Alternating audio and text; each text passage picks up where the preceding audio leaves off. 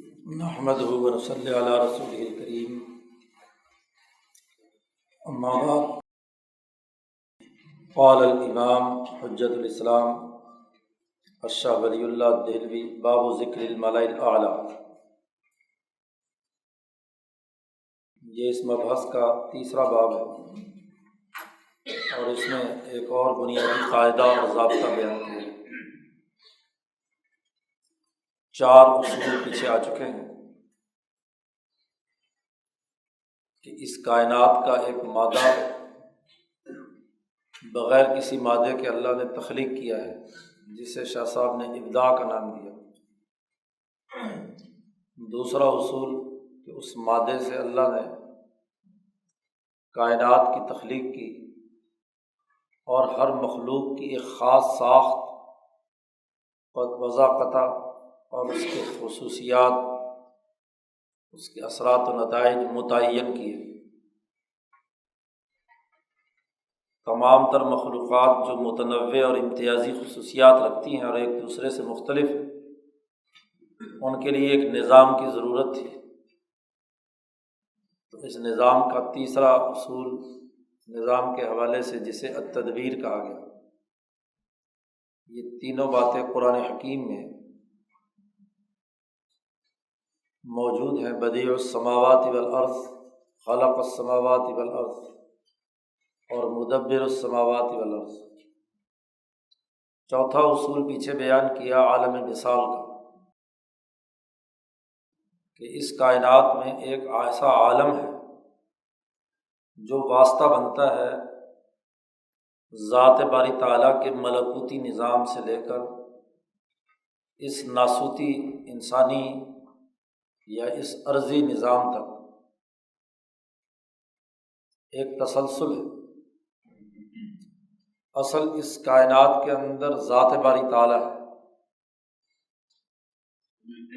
اس نے ابداع، خلق، تدبیر کے ذریعے سے یہ کائنات پیدا کی ہے، اس کو وجود بخشا ہے۔ تو ذات باری تعالیٰ سے لے کر یہ جو آخری مخلوق ہے انسان، اس کائنات اور کرۂ ارض میں جس کو اللہ نے اپنا خلیفہ بنانے کا اعلان کیا تھا، انی جاعل فی الارض خلیفہ،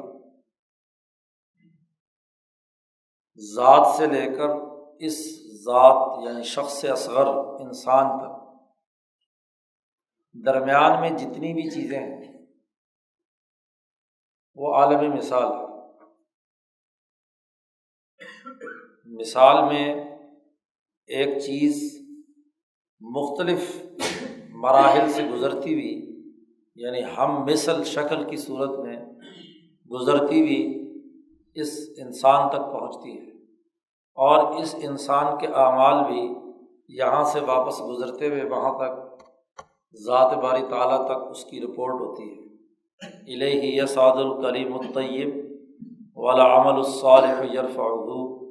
اسی اللہ کی طرف ہی تمام انسانوں کے جو پاکیزہ کلمات،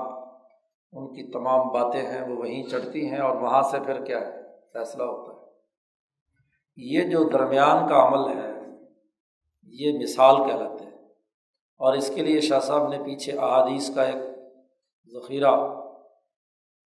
20-25 کے قریب احادیث بیان کی ہیں، اور اس سے یہ بات واضح کی ہے کہ یہ عالم مثال اس کائنات کا ایک بہت بڑا اور اہم حصہ ہے۔ ذات کی صورت سے لے کر، ذات بحت سے کی صورت سے لے کر اس مخلوقات میں صورتوں کا ایک تسلسل ہے، اور ہر وہ چیز جو اس کرۂ ارض پر وجود میں آتی ہے وہ پہلے مختلف مراحل میں اپنا وجود رکھتی ہے۔ وجود ملکوتی ہے، وجود روحانی ہے، پہلے وجود ذہنی ہے کہ ذات باری تعالیٰ کے ذہن میں ایک تصور اور ایک خاکہ ہوا، جس کی بنیاد پر اللہ نے ایک ارادہ بنایا کہ میں نے مثلاً انسان بنانا ہے، تو وہ اس نوع کا ہوگا، اس طرح کا ہوگا، وغیرہ وغیرہ۔ اور انسانوں میں بھی ہم اگر انسان اکبر امام الانبیاء حضرت محمد مصطفیٰ صلی اللہ علیہ وسلم کو پیش نظر رکھیں تو جو کچھ احادیث کے ذخیرے سے معلوم ہوتا ہے کہ کائنات کی پیدائش صرف اور صرف محمد مصطفیٰ صلی اللہ علیہ وسلم کی وجہ سے ہوئی۔ لولاک لما خلقت الافلاق، کہ اے محمد صلی اللہ علیہ وسلم آپ نہ ہوتے تو میں پوری کائنات ہی پیدا نہ کرتا۔ تو پیدا کرنے کا مقصد ہے حضور اقدس صلی اللہ علیہ وسلم، محمد مصطفیٰ صلی اللہ علیہ وسلم، جن کو دراصل خلیفہ کبیر پوری دنیا کے اندر خلیفہ اکبر بنانا تھا کہ پوری دنیا میں ان کے غلبے کا نظام قائم ہو۔ تو یہاں تک پہنچنے کا جتنا بھی عمل ہے اور جو ان کی ذات محمد صلی اللہ علیہ وسلم کے لیے اس کائنات کی جتنی چیزوں کی بھی ضرورت تھی ان کو دنیا میں وجود بخشا، تو ہر ایک کا ایک وجود ذہنی ذات باری تعالیٰ کے ذہن میں قائم ہوا اور ذات نے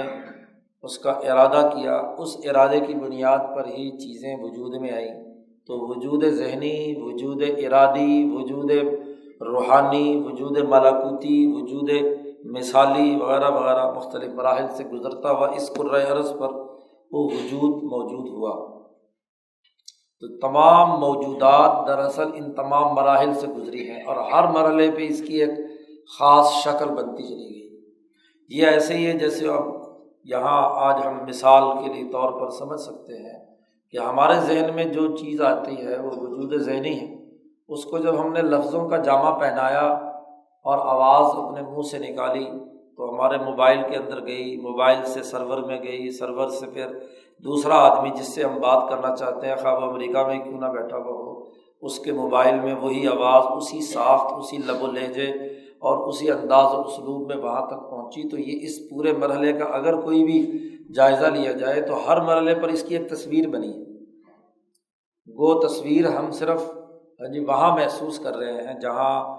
دیکھی جا رہی ہے، جہاں سے دکھائی جا رہی ہے، لیکن جن جن مرحلوں سے یا جن جن لہروں سے وہ گزر کر گئی ہے وہاں اس کی اپنی ایک ہم مثل، صورت کا مطلب یہی ہے کہ ہم مثل ایک شکل بنتی چلی گئی۔ تو جن جن مراحل سے گزرے وہاں اس کی وہ ہم مثل صورت بناتی چلی گئی۔ تو درمیان کا پورا عمل جو ہے وہ کیا کہلائے گا؟ مثال کہلائے گا، جس میں صورتیں بن رہی ہیں جی، مسلسل تصویر سازی کا عمل آگے چل رہا ہے۔ تو تصویر سازی کے اس پورے مرحلے میں اس کو عالم مثال، یعنی اس کو عکوس کہا گیا، عکس کہا گیا کہ یہ سب کے سب عکس ہیں، شکلیں ہیں، اور ہر مرحلے پہ ایک عکس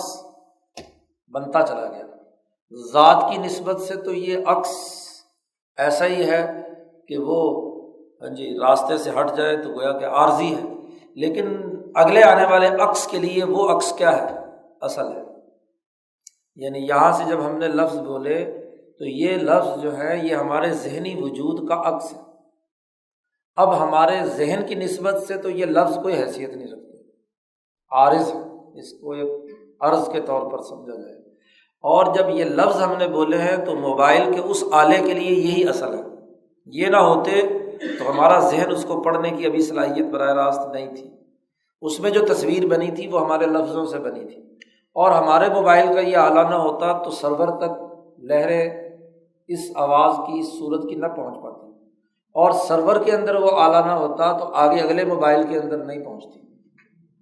تو اس موبائل کے لیے وہ اصل ہے، اس کے لیے یہ اصل ہے، اس کے لیے یہ اصل ہے، اور اس کے لیے، اس کا مطلب اصل تو وہ ہے جو وجود ذہنی ہے، یعنی ذات باری تعالیٰ۔ اسی کو صوفیہ کہتے ہیں کہ یہ پوری کائنات تو دراصل عکس ہے، ذل ہے، تصویریں ہیں جی، لیکن یہ ذات کی نسبت سے ہے۔ ہر بعد والی کے لیے وہ چیز کیا ہے؟ اصل کی حیثیت رکھتی ہے۔ تو جو لوگ اس بات کو نہیں سمجھ پاتے تو وہ وحدت الوجود کا کچھ اور ہی مطلب لینا شروع کر دیتے ہیں، احمقانہ۔ تو جو صحیح بات ہے وہ یہ ہے کہ یہ ان تمام مراحل سے گزر کر جو ہم مثل چیزیں، تصورات، تصویرات وہاں تک پہنچی ہیں، تو یہ درمیان کا جو یعنی موصل ہے، لنک پیدا کرنے کا ذات میں اور اس ذات انسان میں اور ذات کے درمیان لنک پیدا کرنے والے جتنے بھی مراحل ہیں ان تمام کو کیا کہا جاتا ہے؟ عالم مثال۔ یہ بنیادی قاعدہ اور ضابطہ پیچھے ہم پڑھ چکے ہیں۔ پھر اس عالم مثال کے اندر چونکہ یہاں ذات سے لے کر اس انسان تک جو لنک پیدا کرنے والی بنیادی مخلوق کہہ لیں یا وہ یعنی اجزاء کہہ لیں، ہاں جی، ان کو ایک نام دیا ہے دین اسلام کی تعلیمات میں کہ وہ فرشتے ہیں، ملائکہ ہیں۔ ان کو ایک عنوان دیا گیا ہے کہ وہ جو موصل ہیں یہاں سے لے کر یہاں تک، یہ ایصال اس ذات کے تصویر کا یہاں تک پہنچانے والی جو مخلوق اللہ نے وجود بخشی ہے، اس کو ملائکہ کہا گیا۔ اس لیے ایک مسلمان کے لیے ضروری ہوا کہ آمنت باللہ و ملائکتہ، اللہ کے بعد جس چیز پر ایمان کا اعلان کرنا لازمی اور ضروری ٹھہرایا وہ ملائکتہ۔ اور پھر ملائکہ وہ پیغام لے کر رسولوں کے پاس آتے ہیں تو رسولی ہی، اور پھر رسولوں پر جو چیز ایک تحریر شدہ آئین کی شکل میں آتی ہے تو وہ کتبی ہی۔ تو یہ دراصل پورا تسلسل ہے۔ تو یہ درمیان کا جتنا موصل ہے یا مثال کے اندر جتنے جو مخلوقات کام کرتی ہیں ان مخلوقات کو کہا جاتا ہے ملائکہ۔ اور اس پھر ملائکہ کی بھی پھر آگے ذیلی ظاہر ہے کہ تمام موصل ایک طرح کی صلاحیت کے نہیں ہوتے، پورے لنکس جو ہیں وہ ضروری نہیں کہ ہر طرح۔ اب پہلے مرحلے پہ جہاں سے کوئی چیز جا رہی ہے تو وہاں آپ دیکھیں گے کہ لنک بڑا طاقتور ہوگا، مضبوط ہوگا، اور جیسے جیسے مخلوقات کا تنوع یا اس سے نکلنے والی جتنی بھی لہریں یا تاریں ہیں وہ جیسے جیسے تقسیم ہوتی چلی جائیں گی تو آخری مرحلے پر جا کر بہت چھوٹی چھوٹی چیزیں رہ جائیں گی جو اس کے مقابلے میں کمزور ہوگی۔ تو اگر اس پورے کو یہ جو موصل ہے اس کے کم از کم دو حصے کیے جائیں تو ایک حصہ اوپر کا حصہ اعلیٰ اور طاقتور فرشتوں کا نظام ہے، اور جب جیسے جیسے تقسیم ہو کر نیچے آیا تو وہ نچلے والے حصے کو کیا کہا جاتا ہے؟ ملائے سافل کہا جاتا ہے۔ شاہ صاحب نے یہاں ملائے اعلیٰ اور ملائے سافل کا تذکرہ کرتے ہوئے ایک اور قانون ملائکہ کی نسبت سے بیان کیا، اور اس کے لیے قرآن حکیم کی آیت اور پھر احادیث، کیونکہ شاہ ولی اللہ صاحب نے شروع مقدمے میں یہ بات بیان کی تھی کہ دین اسلام کا ایک الجادۃ الجلیہ القویمہ المحمدیہ ہے، یعنی ایک ایسی شاہراہ فکر و عمل ہے جو واضح بھی ہے، روشن بھی ہے، درست بھی ہے، اور محمد مصطفیٰ صلی اللہ علیہ وسلم پر اس کا نزول ہوا ہے، اور وہ دین اسلام ہے۔ اور ان میں سب سے پہلی بنیادی چیز الجادۃ الجلیہ کی قرآن کی آیت، پھر حدیث، اور پھر آگے اجماع صحابہ یا خبر واحد وغیرہ وغیرہ۔ یہ ترتیب شاہ صاحب نے دوسری کتابوں میں تفصیلات کے ساتھ بیان کی ہیں۔ تو جو اصول بھی شاہ صاحب، چونکہ یہاں اصولی اور کلی بات بیان کر رہے ہیں، اور یہ اصول وہ ہیں جو تمام مذاہب کے اور تمام دوسرے لوگوں کے متفق علیہ ہیں کہ اس موصل کو، ملائکہ کو، اس کو کچھ بھی عنوان دو، کسی بھی مذہب میں کسی بھی زبان میں اس کے لیے کوئی لفظ استعمال کیا گیا ہو تو وہ جو الفاظ ہیں وہ دراصل اسی مخلوق کو بیان کرتے ہیں، غرض ناموں سے نہیں ہوتی، اصل تو اس حقیقت سے ہوتی ہے جس حقیقت کے مختلف لوگوں نے، تو مختلف زبانیں، مختلف لہجے، ہر زبان اور ہر لہجے نے کسی بھی حقیقت کا جو نام رکھ لیا ہے اس سے حقیقت تو بدل نہیں سکتی۔ تو یہ جو پانچواں اصول ہے کہ ملائکہ کا نظام ہے دنیا میں، اس ملائکہ کے اس نظام کے لیے سب سے پہلے قرآن حکیم کی آیت لائے ہیں۔ یہ کتاب چونکہ بنیادی طور پر مسلمانوں یا علماء کو اپنے اصول اور بات سمجھانے کے تناظر میں ہے، اس لیے زیادہ تر دلائل شاہ صاحب نے اسی تناظر میں دی ہیں۔ البدور البازغہ اور دوسری کتابوں میں جو فلاسفہ اور صوفیہ کے جو بحثیں ہیں وہ تصوف کی کتابوں میں، اور جو فلاسفہ کی بحثیں ہیں وہ بدور بازغہ میں شاہ صاحب نے ان کے ذہن کے تناظر میں اس حقیقت کی نشاندہی کی ہے جس کو کیا ہے مسلمان ملائکہ کہتے ہیں، اور یہ جو فلاسفہ ہیں اس کو کوئی طبیعت الکل یا طبیعت کلیہ اور اس کے مختلف مظاہر یا عقول کہا جاتا ہے۔ فلاسفہ کے ہاں ان کو عقل کا نام دیا گیا ہے، تو عقول عشرہ ان کو وہ کہتے ہیں 10 عقلیں ہیں، اور ان عقلوں کا ہی نظام ہے اوپر سے لے کر نیچے تک۔ ان کے خیال کے مطابق وجود ذہنی کے یہ مختلف مراحل ہیں، اور ہر وجود ذہنی کا تعلق چونکہ عقل سے ہوتا ہے، اور یہ بھی انسان میں سب سے پہلے اس کی عقل میں آتا ہے، تو جو موصل ہے وہ دراصل عقلیں ہیں، ذات سے یعنی واجب الوجود سے، اللہ تبارک و تعالیٰ سے انسان تک پہنچنے کا جو موصل ہے وہ عقل ہے۔ تو چونکہ انسان میں بھی سب سے پہلے کوئی چیز آتی ہے تو سب سے پہلے اس کی عقل پر آتی ہے، تو اس کا مطلب یہ کہ درمیان کے جتنے بھی واسطے ہیں وہ بھی عقل ہی کہلائیں گے۔ تو فلاسفہ نے ان کا نام عقلیں رکھا، کسی ادھر ویدک دھرم کی زبان میں ان کی اپنی سنسکرت کے تناظر میں اسی عقل کو دوسرے نام سے سرسوتی کے نام سے یاد کیا گیا، یا انہوں نے فرشتوں کے لیے جو عنوان دیے ہوئے ہیں، اور دین اسلام کی تعلیمات میں اس کے لیے ملک کا لفظ استعمال ہوا، اور ملک کی جمع ایک ہوتا ہے ملک اور ایک ہوتا ہے ملک۔ ملک عربی زبان میں کہتے ہیں بادشاہ یا حکمران کو، اور ملک عربی زبان میں کہتے ہیں فرشتے کو۔ تو جو درمیان میں واسطے کا واسطہ ہے اس کو ملک قرآن نے کہا ہے، اور انہوں نے فلاسفہ نے اس کو عقل کہا ہے، اور صوفیہ نے اپنے اپنے نام رکھے ہیں۔ جو صوفی جس درجے کا یا جس مقام سے گفتگو کرتا ہے تو وہ اس کے حساب سے اس نے اپنے لیے اصطلاحات رکھی ہیں۔ اس سے عربی کا قاعدہ اور ضابطہ ہے کہ لا مشاحۃ فی الاصطلاحات، اصطلاح رکھنے میں یعنی نیا نام رکھنے میں کوئی جھگڑے کی بات نہیں ہے۔ ہر آدمی اپنے ذوق کے حوالے سے ایک حقیقت کا ایک نام رکھتا ہے، دوسرا اسی حقیقت کو کسی اور نام سے پکارتا ہے۔ تو حقائق کی دنیا میں جب گفتگو کی جاتی ہے تو وہاں ناموں سے جھگڑے کی بنیاد نہیں بنتی، وہاں حقیقت کی بنیاد پر بات ہوتی ہے۔ تو یہ حقیقت بھی تمام مذاہب اور تمام اسکول آف تھاٹس میں مسلم ہے کہ ذات باری تعالیٰ اور انسان کے درمیان جو موصل ہے وہ ایک مخلوق ہے، اس مخلوق کو چاہے عقل کہہ لو چاہے ملک کہہ لو۔ تو قرآن حکیم کی سب سے پہلے آیت لائے، قال اللہ تبارک و تعالی الذین یحملون العرش ومن حولہ یسبحون بحمد ربہم ویؤمنون بہ۔ وہ مخلوق، وہ لوگ مخلوق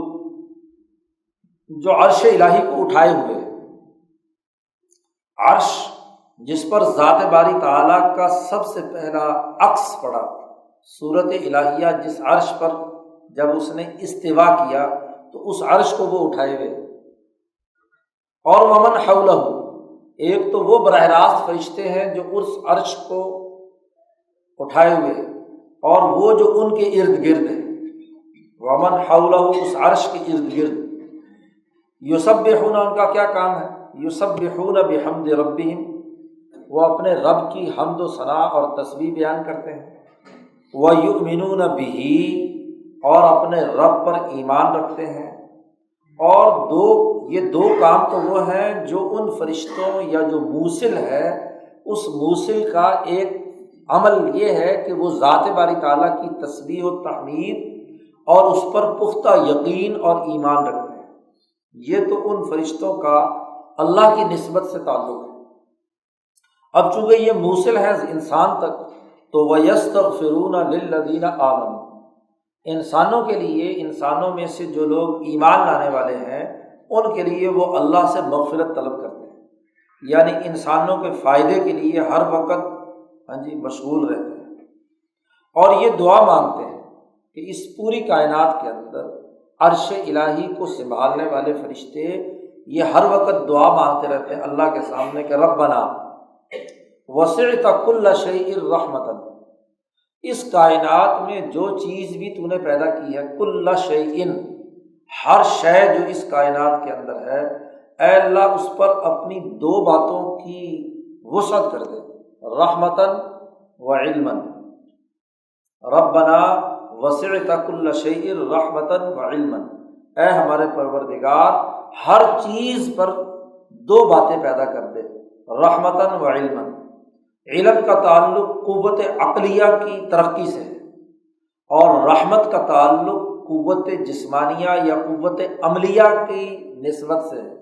کہ اعمال انسانوں پر رحم والے ہوں۔ انسان کا عمل رحمت کا باعث ہے یا زحمت کا باعث ہے؟ تو فرشتے یہ کوشش کرتے ہیں، دعا کا مطلب کیا ہے کہ وہ یہ کوشش کرتے ہیں، اللہ سے بھی مانگتے ہیں، اور دنیا میں انسانوں کے فائدے کے لیے بھی یہ سمجھتے ہیں کہ ان کے اندر ان کا عمل باقی انسانوں کے لیے رحمت کا باعث بنے، اور ان کی ہر عقل کی جو صلاحیت ہے اس میں علم وسیع ہوتا چلا جائے، تو علم بھی وسیع ہو اور رحمت بھی وسیع ہو۔ اور ان میں سے ان دونوں کاموں کے حوالے سے کسی انسان سے اگر غفلت سے گناہ ہو گیا کہ اس کو علم کے بجائے اس نے جہالت کا ثبوت دیا، اور اس نے رحمت کے بجائے کسی کے لیے کوئی زحمت کا کام کیا، غلطی ہو گئی، کوتاہی ہو گئی، تو فاغفر للذین تابوا، ان انسانوں میں سے جو انسان توبہ کر لیں کہ کسی انسان کو وہ زحمت نہیں دیں گے اور کسی کے ساتھ جہالت والا معاملہ نہیں کریں گے، تو جو توبہ کر لیں تو ان کو معاف کر دیں، معاف کر دے، ان کو علم اور رحمت عطا کر دے۔ اور واتبعوا سبیلک وقہم عذاب الجحیم، جو ایک تو توبہ کر لے اور آئندہ کے لیے وہ تیرے راستے کی اتباع کرنے کے لیے تیار ہو جائیں، یعنی رحمت اور علم کی بنیاد پر کردار ادا کرنے کے لیے تیار ہو جائیں، تو تو ان کو معاف کر دے۔ اور وقہم عذاب الجحیم، اور ان سے اگر کوئی غلطیاں کوتاہیاں ہو بھی گئی ہیں اس معاملے میں تو ان کو جہنم کے عذاب سے بچا، ان کو انسانوں کو جہنم کے عذاب سے بچا کر سیدھے راستے پر لا۔ یہ دعا کرتے ہیں وہ اللہ کے سامنے، یہ دعا بھی کرتے ہیں کہ ربنا وادخلہم جنات عدن التی وعدتہم، ان کو اس جنت میں داخل فرما کہ جو ہمیشہ ہمیشہ کے لیے ہے، اور جس کا تو نے ان انسانوں سے وعدہ کیا ہے کہ اگر تم رحمت اور علم کا کام کرو گے، اس کی اساس پر تمہاری زندگی گزرے گی، تو میں تمہیں جنت دوں گا۔ تو جس جنت کا تو نے ان سے وعدہ کیا ہے علم اور رحمت کی اساس پر، تو وہ ان کو عطا فرما دے۔ اور ومن صلح من آبائہم وازواجہم وذریاتہم، انسان کے تین ہی رشتے ہوتے ہیں، ایک اس سے آباء و اجداد جن سے وہ پیدا ہوا ہے، جو اس کی دنیا میں وجود میں لانے کا ذریعہ بنے ہیں، اور یا اس کی نسل سے پیدا ہونے والی اس کی ذریات اور اس کی اولاد، اور ایک اس کے برابر کی اس کی بیویاں۔ تو ازواجہم، تینوں چیزوں کا، تینوں کے لیے وہ دعا مانگتے ہیں کہ اے اللہ ان کو جنت میں داخل کر، ان لوگوں کو جنہوں نے من صالح من آبائہم، ان کے آباء و اجداد میں سے جو نیک گزرے ہیں، ان کی بیویوں میں سے جو رحمت اور علم کی بنیاد پر کام کرنے والی ہیں، اور ان کی اولاد میں سے جو رحمت اور علم کی بنیاد پر کام کرنے والے لوگ ہیں، ان کو جنت میں داخل کر دیں۔ یعنی وہ صرف اس فرد ایک انسان ہی کے لیے نہیں، بلکہ وہ پوری جماعت، جس جماعت کے ساتھ وہ وابستہ ہے۔ آبائہم کے اندر آبا جیسے نسبی ہیں، ایسے ہی نسبتی بھی ہیں اور سحری بھی ہیں۔ سحری سے مراد سسرالی رشتہ دار، اور نسبتی وہ کہ جس نسبت، جس روحانیت سے، جس جماعت کے ساتھ انسان وابستہ ہے۔ اور آبا کے اندر جیسے وہ آبائے نسبی ہیں، ایسے آبائے روحانی بھی ہیں۔ جس آدمی سلسلے سے بزرگوں کے تسلسل کے ساتھ وابستہ ہوتا ہے، تو ان کے ساتھ بھی، ان کے لیے بھی گویا کہ پوری اجتماعیت اور پوری جماعت کے لیے وہ فرشتے دعا گو رہتے ہیں۔ انک انت العزیز الحکیم، وہ فرشتے ہر وقت اللہ کے سامنے یہ دعا بھی کرتے ہیں کہ اے اللہ تو بہت طاقتور اور زبردست ہے اور بہت ہی حکمت والا ہے۔ تیری حکمت اور طاقت اس بات کا تقاضا کرتی ہے کہ انسانیت کو رحمت اور علم عطا کر، اور اس کی اساس پر ہی ان کا نظام بنانے اور چلانے کی ان کے اندر اہلیت پیدا کر۔ فرشتے یہ دعا بھی کرتے ہیں کہ وقہم السیئات، ان کو گناہوں سے بچا، غفلت سے ان کو بچا۔ اور ومن تق السیئات یومئذ، اور جو آدمی بھی گناہوں سے بچ گیا اس دن، تو فقد رحمتہ، تو اس پر رحمت کر۔ جب جیسے ہی دن طلوع ہوتا ہے، جیسے ہی رات آتی ہے، تو یہ فرشتے اللہ کے سامنے دعا مانگتے ہیں کہ جو ان گناہوں سے بچ گیا تو ان پر رحم کر دے، اور جس پر رحم ہو گیا ذالک هو الفوز العظیم، یہ بہت بڑی کامیابی ہے۔ اب بڑی تفصیل کے ساتھ قرآن حکیم نے ان فرشتوں کا تذکرہ کیا ہے جو انسان اور ذات باری تعالیٰ کے درمیان ایک ایسی دعا میں ہمہ وقت مشغول ہیں۔ اور یہ فرشتے وہ ہیں جو صرف یحملون العرش، اللہ کے عرش کو اٹھائے ہوئے ہیں، اور اس کے ارد گرد کے ماحول میں ہزاروں لاکھوں کروڑوں اربوں خربوں کی تعداد میں ہیں۔ وہ فرشتے ہر وقت یہ دعا گو رہتے ہیں۔ اور جب کسی بھی نظام کا جو بالائی طاقت اور حکمران طبقہ ہے وہ یہ کام کر رہا ہے، تو ان فرشتوں کے ماتحت ہزاروں لاکھوں کروڑوں خربوں اربوں ان فرشتے جو اس انسان تک ہیں، ظاہر ہے کہ وہ انہی کے عکس کی بنیاد پر کام، وہی علم اور رحمت کا کام کر رہے ہیں۔ اگر مرکزی اسٹیبلشمنٹ جو ہے وہ اگر یہ علم و رحمت بانٹ رہی ہے تو ظاہر ہے کہ اس سے نیچے کا جتنے بھی افسران ہیں وہ تو لا یعصون اللہ ما امرہم، اللہ نے ان کو جو حکم دے دیا وہ اس کی خلاف ورزی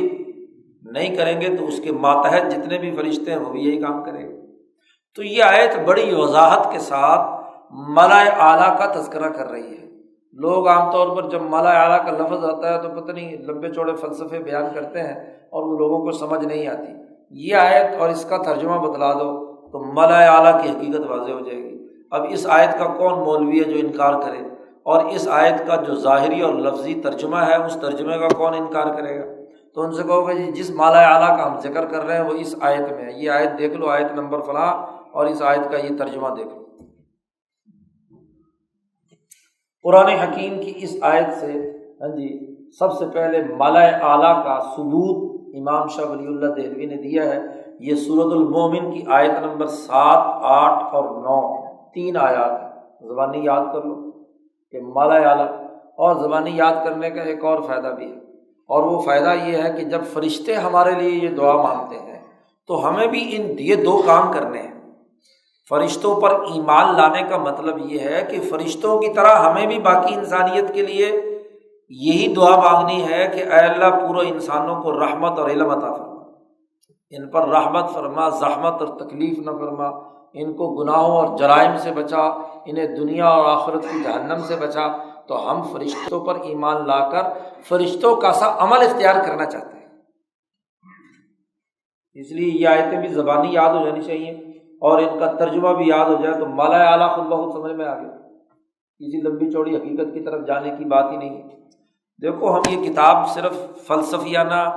تعیش کے لیے نہیں پڑھ رہے ہیں، اصل میں تو اپنے قلب کی دنیا اور عقل کی دنیا کو تبدیل کرنے اور یقین پیدا کرنے، تو اصل میں تو یقین کا سفر ہے۔ تو یہ یقین کا سفر تبھی ہوگا کہ جب ان حقائق کو دل و جان سے ہم سمجھ کر اس کو اپنی زندگی کا حصہ بنائیں، ورنہ پڑھ کر محض فلسفیانہ بحث کرنے کے لیے اگر ہم کردار ادا کریں تو وہ تو ایک طرف سے آیا اور دوسری طرف سے نکل گیا۔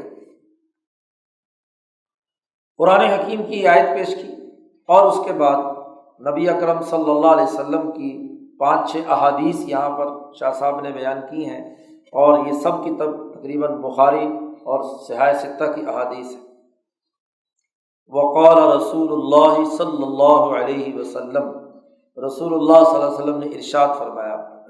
اذا قضى اللہ الامر فی السماء، دنیا کے نظام چلانے میں، تدبیر قائم کرنے میں اللہ تبارک و تعالیٰ جب کوئی فیصلہ فرماتے ہیں، قضى اللہ الامر فی السماء، آسمان میں اللہ جب کوئی حکم جاری فرماتے ہیں تو ضربت الملائکۃ باجنحتها خضعانا، فرشتے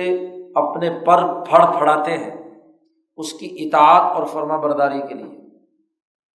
جیسے جب کسی کو حکم دیا جائے تو وہ اپنے دونوں کندھوں کو جھکا کر اس کو تسلیم کرنے کا گویا کہ اعلان کرتا ہے، ایسے اللہ کی طرف سے جب کوئی فیصلہ آسمان میں جاری ہوتا ہے تو جو وہاں ملائے اعلیٰ کے فرشتے موجود ہیں وہ اپنے پر پھڑ پھڑاتے ہیں، یعنی خضعانا، عاجزی اور انکساری، یعنی ڈسپلن، کہ ہم چوکنا کھڑے ہیں، جو حکم آپ کا ملا ہے سر تسلیم خم۔ لقولہ، اللہ تعالیٰ کے قول کے سامنے اپنے آپ کو جھکا لیتے ہیں۔ کأنہ سلسلۃ علی صفوان، وہ اللہ کا حکم جو فرشتوں تک پہنچتا ہے وہ ایسے ہی ہے جیسے کسی صاف چٹیل پتھر پر زنجیر کھینچی جائے، اور اس کے نتیجے میں جو آواز سرسراہٹ کی پیدا ہوتی ہے، اسی طرح کی آواز ان فرشتوں کو سمجھ میں آتی ہے۔ ذات باری تعالیٰ سے وحی کے نزول کا جو طریقہ کار خود نبی اکرم صلی اللہ علیہ وسلم نے بھی بیان فرمایا ہے۔ جب ان سے پوچھا گیا کہ آپ پر وحی کیسے آتی ہے تو یہی جملہ وہاں نبی اکرم صلی اللہ علیہ وسلم نے اپنے بارے میں بھی ارشاد فرمایا کہ جیسے پتھر پر زنجیر گھسٹنے کی گونج ہوتی ہے تو اس گونج کی شکل میں میرے کانوں میں کیا ہے، وحی کی آواز آتی ہے۔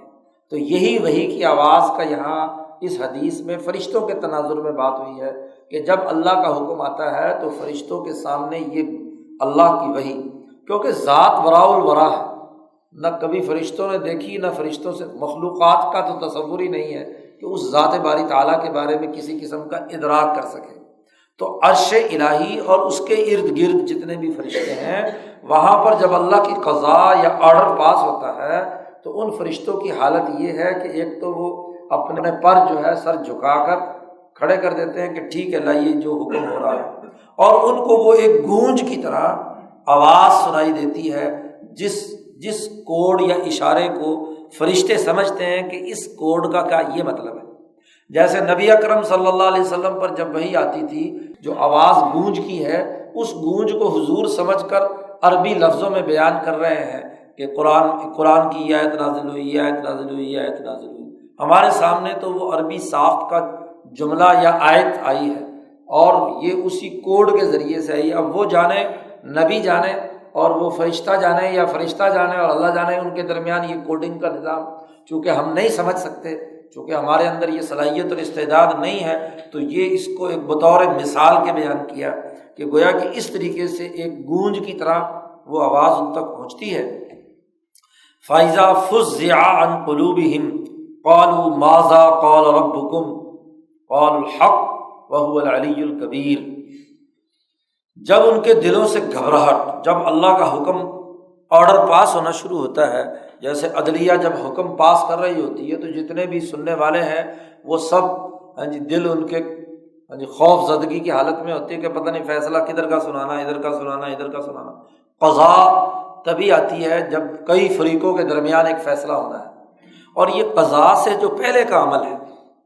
وہ قرآن نے دوسری جگہ پر بیان کیا، اور اگلے ایک حدیث میں آ بھی رہا ہے کہ جس میں حضور نے فرمایا کہ فرشتے کس بات پہ جھگڑ رہے ہیں۔ تو اصل میں دنیا کا نظام چلانے والے فرشتے جب نیچے سے رپورٹیں اوپر پہنچاتے ہیں، اور اس دنیا میں جتنے انسان یا جتنی مخلوقات یا جتنی جماعتیں ہیں ان کے نمائندے وہاں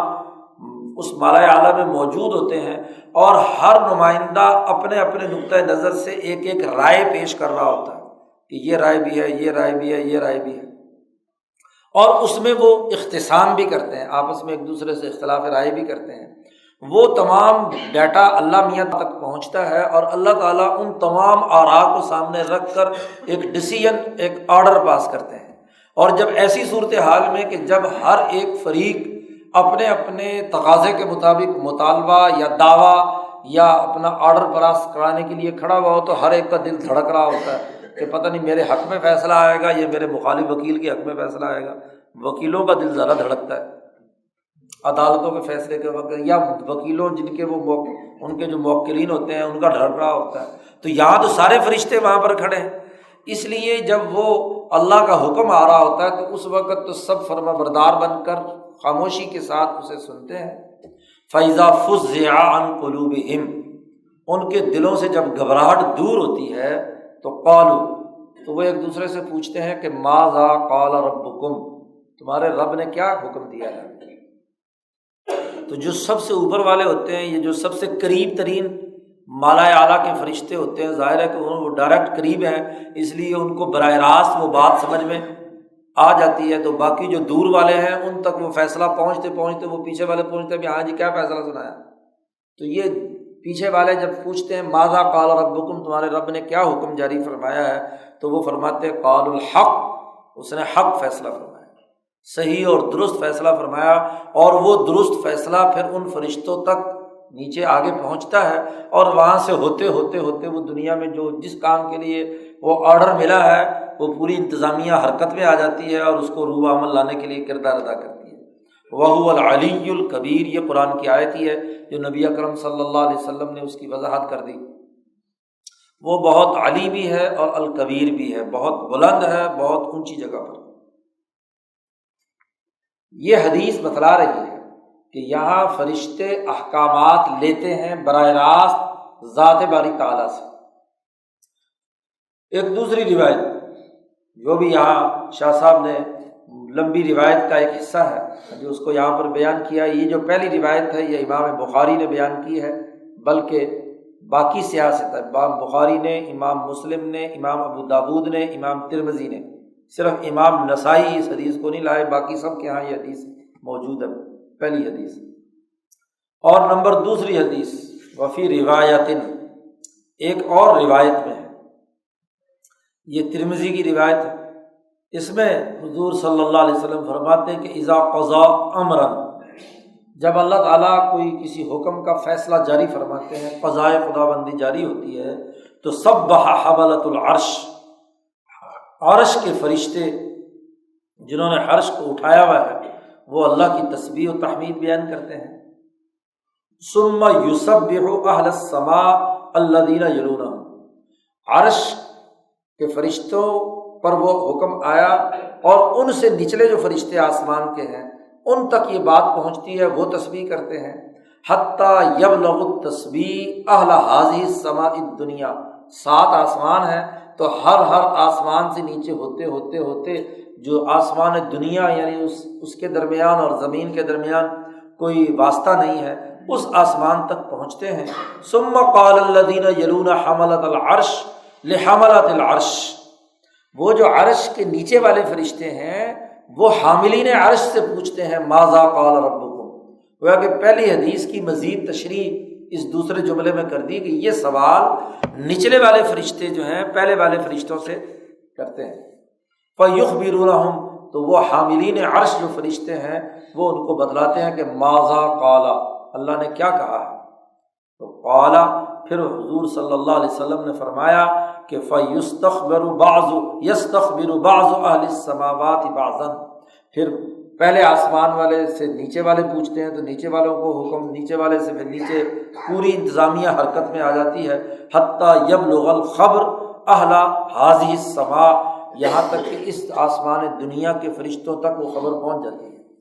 اب اگر ان دونوں حدیثوں کو ملایا جائے تو فرشتوں کا پورا سسٹم جو اعلیٰ یعنی حملۃ العرش سے لے کر اس آسمان دنیا تک جتنے بھی فرشتے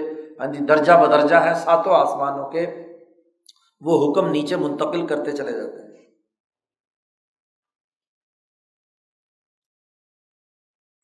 2 حدیث ہوگی۔ تیسری حدیث،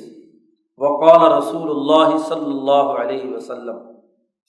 نبی اکرم صلی اللہ علیہ وسلم نے ارشاد فرمایا۔ یہاں شاہ صاحب ایک لمبی حدیث کا ایک ٹکڑا لائے ہیں جو اس کا آخری حصہ ہے۔ یہ روایت جو ہے حضرت معاذ بن جبل رضی اللہ تعالی عنہ روایت کرتے ہیں جی۔ امام ترمذی اور امام احمد مسند احمد میں یہ تفصیلی روایت ہے، اور یہ روایت معاذ بن جبل بیان کرتے ہوئے کہتے ہیں کہ ایک دن ایسا ہوا کہ نبی اکرم صلی اللہ علیہ وسلم صبح فجر کی نماز میں بڑی تاخیر ہو گئی، اتنی دیر ہو گئی کہ حتیٰ کدنا نترا عین الشمس، ہمیں قریب تھا کہ بس سورج کی ٹکیا باہر نکلے، قریب تھی۔ تو حضور صلی اللہ علیہ وسلم اپنے حجرہ مبارکہ سے بڑی تیزی کے ساتھ تشریف لائے، فخرج سریعا، جیسے ہی حضور تیزی سے آئے تو جلدی جلدی تکبیر کہی گئی کیونکہ نماز کا وقت جا رہا تھا، تو نبی اکرم صلی اللہ علیہ وسلم نے سب کو نماز پڑھائی بہت مختصر سی، کہ سورج نکلنے کے چونکہ قریب تھا اس لیے مختصر سی نماز پڑھائی جی۔ اور پھر سلام پھیرتے ہی حضور صلی اللہ علیہ وسلم بڑی بلند آواز جی، سلام پھیرتے ہی بلند آواز سے سب لوگوں کو کہا کہ سب اپنی اپنی جگہ ٹھہرے ہو، علی مصافکم، سب اپنی اپنی صفوں میں بیٹھے رہے، کما انتم، جیسے ہو ویسے کہ ویسے اسی طرح، کوئی آدمی حرکت آگے پیچھے مت کرے، جہاں جہاں جس صف میں ہے وہیں بیٹھ جائے۔ پھر نبی اکرم صلی اللہ علیہ وسلم کھڑے ہوئے اور آپ صلی اللہ علیہ وسلم نے فرمایا کہ میں یہ بات بیان کرنا چاہتا ہوں کہ میں تاخیر سے کیوں آیا، نماز میں لیٹ کیوں ہوئی، کیونکہ سورج بالکل نکلنے کے قریب ہے۔ کبھی حضور کا ایسا معمول نہیں تھا کہ آخری وقت میں نماز پڑھانے کے لیے تشریف لائیں، تو اس دن آپ ضرور دیر سے آئے۔ تو حضور نے فرمایا کہ سأحدثکم ما حبسنی، میں تمہارے سامنے بیان کرنا چاہتا ہوں کہ کس چیز نے مجھے روکے رکھا تھا تمہیں نماز پڑھانے کے لیے۔ اور پھر یہ الفاظ ہیں جو یہاں شاہ صاحب نے نقل کیے ہیں کہ نبی اکرم صلی اللہ علیہ وسلم نے ارشاد فرمایا کہ انی قمت من اللیل، میں رات کو میں نے قیام کیا یعنی تہجد کے لیے کھڑا ہوا، فتوضأت، میں نے وضو کیا، وصلیت ما قدر لی، جتنی اللہ تعالیٰ نے میرے مقدر میں رکعتیں لکھی تھیں میں نے تہجد کی رکعتیں پڑھی۔ عام طور پر 8 رکعتیں یا 13 رکعتیں نبی اکرم صلی اللہ علیہ وسلم وتر سمیت پڑھتے تھے۔ تو اس کے بعد نماز کے دوران ہی فنعست فی صلاتی، نماز کے اندر ہی مجھے اونگ آنی شروع ہو گئی نماز پڑھتے پڑھتے، حتیٰ استثقلت، یہاں تک کہ مجھ پر بہت ہی بوجھ سا محسوس ہونے لگا نماز کی حالت میں۔ میں نے بوجھ محسوس کیا، اور جیسے ہی بوجھ مجھے محسوس ہوا تو فَإِذًا أَنَا بِرَبِّي تَبَارَكَ وَتَعَالَىٰ فِي أَحْسَنِ صُورَةٍ، تو میں نے اس بوجھ کی حالت میں دیکھا، نیند کی حالت میں، نماز کے اندر ہی، کہ میں نے دیکھا کہ میں اپنے رب تبارک و تعالیٰ کو دیکھ رہا ہوں ایک بہت خوبصورت اور حسین صورت میں، کہ میرے سامنے رب تبارک و تعالیٰ ہے بہت ہی حسین اور خوبصورت شکل میں۔ فقال، اللہ پاک نے اس حالت میں مجھ سے کہا یا محمد، میں نے کہا لبیک ربی، حاضر ہوں اے رب۔ قال، اللہ تبارک و تعالیٰ نے مجھ سے پوچھا فیما یختصم الملأ الاعلیٰ، یہ مالا اعلیٰ کس چیز میں جھگڑ رہے ہیں؟ یہاں سے شاہ صاحب نے استدلال کیا ہے اور اسی حدیث سے یہ لفظ الملأ الاعلیٰ استعمال کیا ہے کہ یہ جملہ اللہ تبارک و تعالیٰ نے ارشاد فرمایا اور نبی اکرم صلی اللہ علیہ وسلم نے اپنا بیان فرمایا کہ فیما یختصم الملأ الاعلیٰ،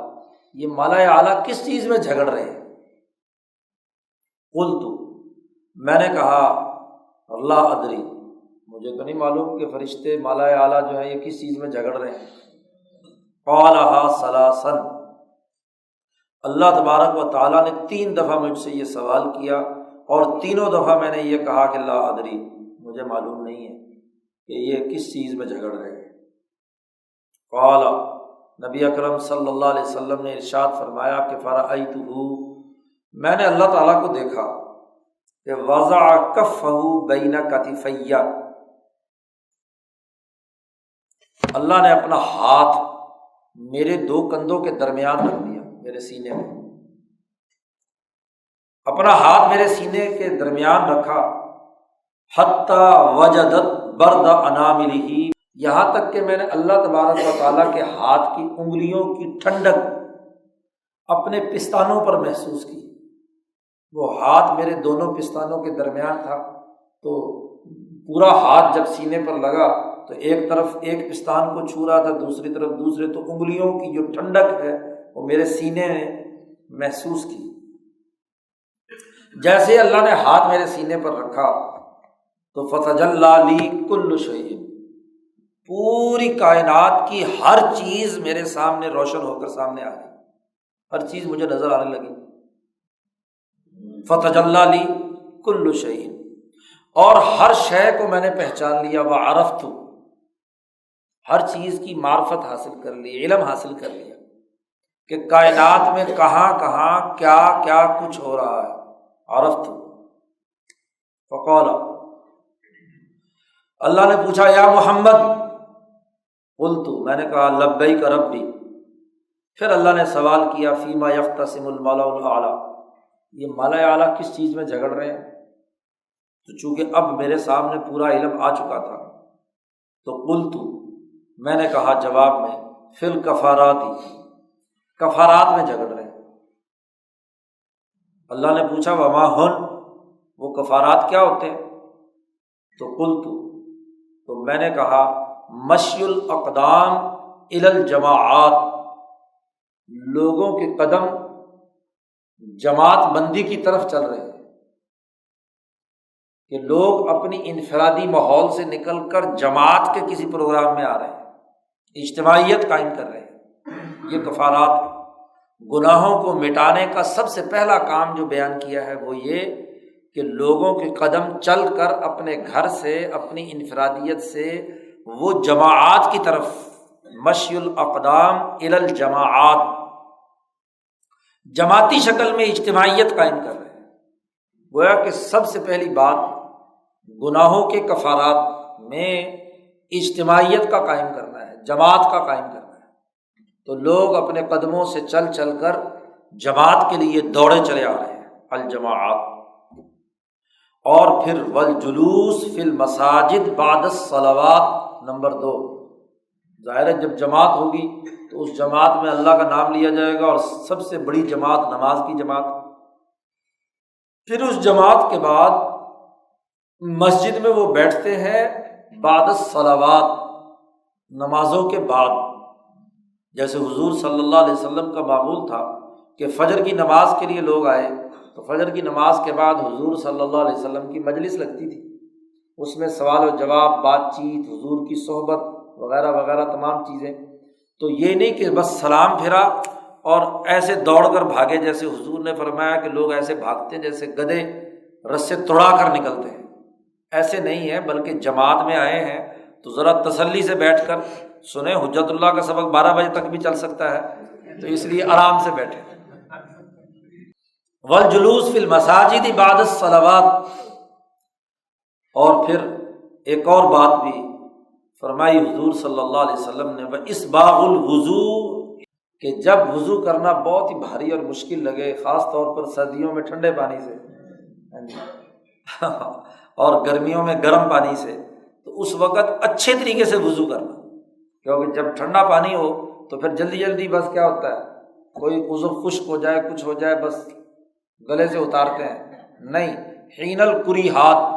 جب مکروہ لگے، ناپسند کرے، طبیعت پسند نہیں کر رہی ٹھنڈے پانی سے یا کسی ایسی تکلیف کی حالت میں، اس وقت اچھے طریقے سے وضو کرنا، اسباغ الوضو۔ یہ سوال، یہ کفارات ہیں۔ اللہ تبارک و تعالیٰ نے اسی حالت میں نبی اکرم صلی اللہ علیہ وسلم سے یہ سوال کیا، ثم فیما، پھر کس چیز میں جھگڑ رہے ہیں؟ تو میں نے کہا فی الدرجات، اگلے مرحلے میں جو اگلا معاملہ ہے، جماعت قائم ہو گئی،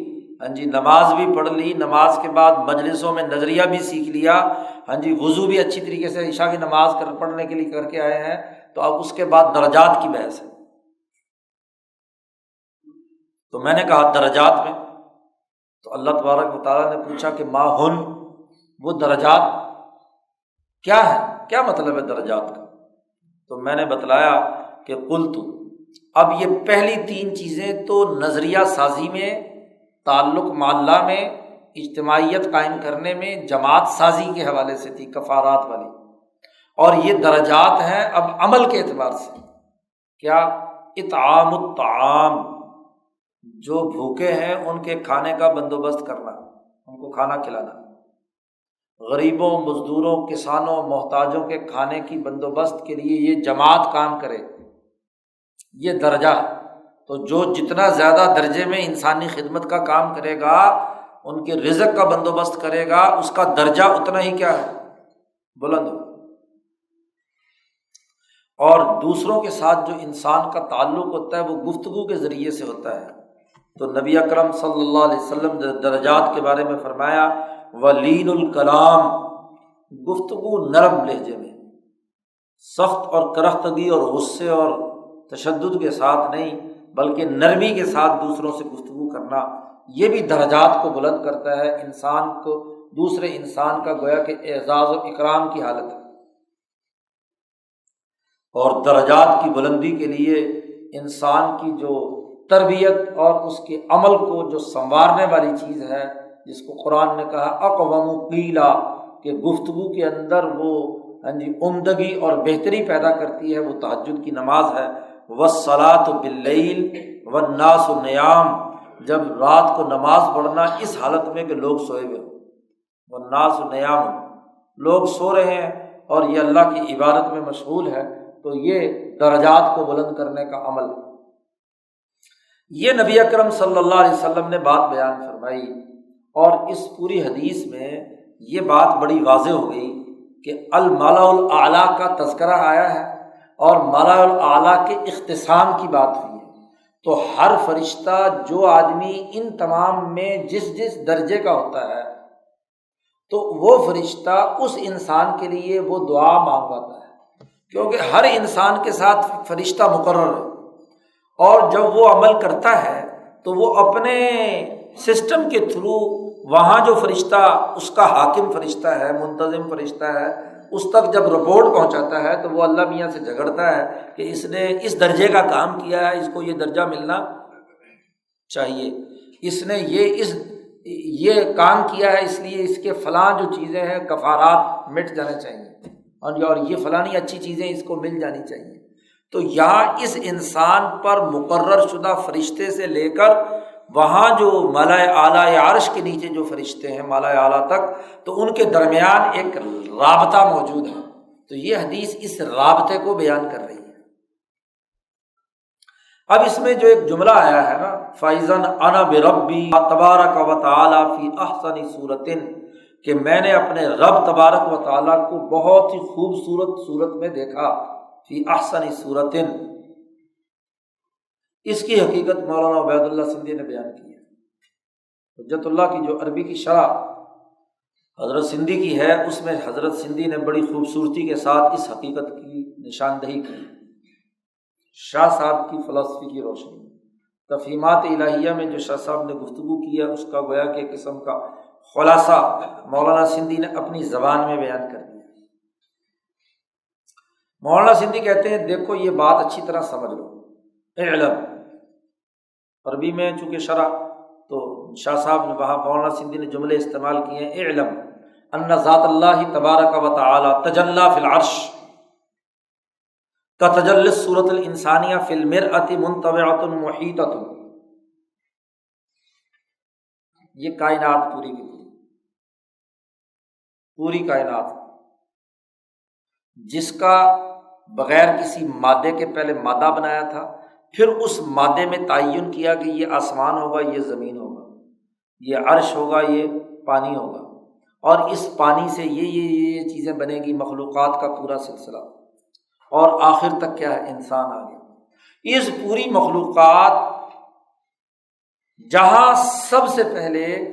ذات باری تعالیٰ کے ارادے نے کام کیا تھا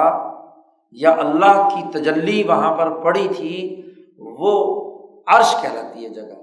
اس کو ایک مثال سے شاہ صاحب نے سمجھایا، گول دائرہ ہو کوئی بھی، اور کسی سورج یا لائٹ سے روشنی اس پر پڑ رہی ہے، تو ہمیشہ گول کرے پر اس کے تمام اجزاء پر سورج کی روشنی ایک ہی ڈگری اور ایک ہی سطح پر نہیں پڑ رہی ہوتی، کیونکہ جب گول کرہ وہاں سامنے ہے تو ضرور اس کا ایسا نقطہ جو اس لائٹ کے یا آفتاب کے سب سے قریب ترین ہے، روشنی سب سے پہلے اس کے اوپر پڑی، پھر درجہ بدرجہ جتنے اجزاء ہیں چاروں طرف ان پر کیا ہے، روشنی کی کرن پڑے گی۔ سب سے پہلے جس نقطے پر روشنی پڑی اور اس روشنی سے ہی یہ باقی پورا کا پورا کرہ وجود میں آیا، تو جہاں سے پھیل کر یہ مخلوقات کا کرہ وجود میں آیا ہے، اس کا جو پہلا نقطہ ہے وہ عرش کہلاتا ہے، اور وہ آئینے کی طرح بالکل صاف شفاف ایسا آئینہ ہے جی کہ اس سے زیادہ صاف شفاف کوئی چیز نہیں ہو سکتی۔ اچھا، جب ذات باری تعالیٰ کی کرن یا تجلی اس کے اوپر پڑی، روشنی، جس کو اللہ نے کہا اللہ نور السماوات والارض، اللہ اس آسمان اور زمین کا نور ہے، تو وہ نور کی جو پہلی کرن اس مخلوقات کے کرے، یا شاہ صاحب کی اصطلاح کی زبان میں بات کریں تو اس شخص اکبر کے پہلے نقطے پر پڑی، تو وہی صاف شفاف ایسا عکس تھا، ایسا شیشہ تھا کہ جس شیشے پر اللہ کی شکل، اللہ کی صورت، ذات باری تعالیٰ کا تعارف کرانے والی اس کرن کی صورت پڑی۔ اس کو کہتے ہیں تدلی،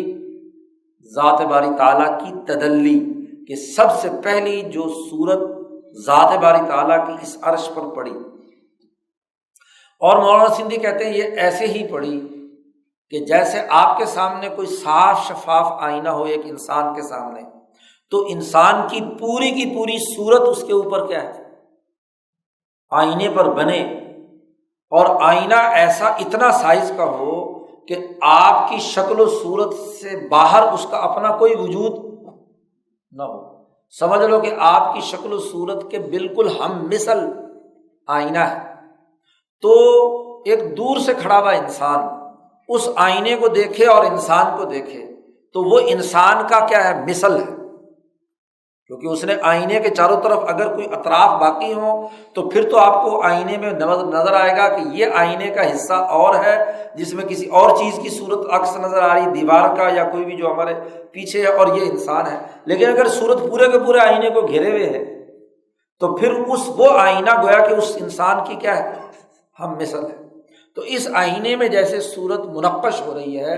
ایسے عرش الہی پر اس کائنات کا جو اپنا وہ نقطہ ہے، صاف شفاف آئینہ ہے، اس پر ذات باری تعالیٰ کی پوری صورت نے ایسے احاطہ کیا ہوا ہے کہ ذات کی اس تجلی کی پوری شکل اس کے اوپر منعکس ہو گئی۔ پہلی جو ذات باری تعالیٰ کی جو تجلی ہے وہ اس شخص اکبر کے جس نقطے پر پڑی، اس کو عرش کہتے ہیں۔ اس عرش پر وہ تجلی پڑی اور منعکس ہو گئی۔ پھر یہ تجلی جو ہے یہ چونکہ اتنی پاورفل ہے کہ اس کو سوائے اس آئینے عرش کے اور دنیا کی کوئی مخلوق اس تجلی کو براہ راست برداشت کرنے کی اہلیت نہیں رکھتی۔ اس لیے اس عرش کے نیچے جتنا بھی ایک دائرہ ہے، اس دائرے کے اندر، اس دائرے کو کہا جاتا ہے حضیرت القدس۔ اس عرش سے اس دائرے کے اوپر وہ تجلی اس کا عکس گزر کر یہاں آیا۔ اس لیے پہلے کو تدلی کہتے ہیں اور اس کو شاہ صاحب کی اصطلاح میں تجلی کہتے ہیں۔ مزید اگلے مرحلے میں کیا ہے، یہاں روشن ہوئی۔ تو حضرت القدس کے اندر جو تجلی آئی ہے یہ تحت العرش ہے، یہ عرش کے نیچے ہے، اور پہلی تجلی جو ذات باری تعالیٰ سے نکلی ہے وہ عرش کے اوپر ہے، اور جو عرش سے اوپر والی تجلی ہے اسی کو کہا گیا ہے استواء علی العرش، کہ اللہ نے عرش کے اوپر، یعنی عرش کے کسی بھی پہلو کو ذات باری تعالیٰ کی تجلی سے ماورا نہیں ہے، وہ تو پورا کا پورا عکس اس میں آ گیا، اور وہی پورا کا پورا عکس جو ہے وہ نیچے اگلے مرحلے میں جو منتقل ہوا اس کو تجلی کہا جاتا ہے، اور یہ حضرت القدس میں عرش کے نیچے آئی۔ اس کو شاہ صاحب کی اصطلاح میں کہتے ہیں امام نوع انسانی۔ امام نوع انسانی کی صورت وجود میں آئی جس کو نام رکھا گیا ہے نوع الانسان، چونکہ ظاہر ہے کہ وہاں سے اس تجلی کے نتیجے میں اس عرش اور عرش کے بعد اور مخلوقات بھی بنتی چلی گئیں۔ ان مخلوقات میں سے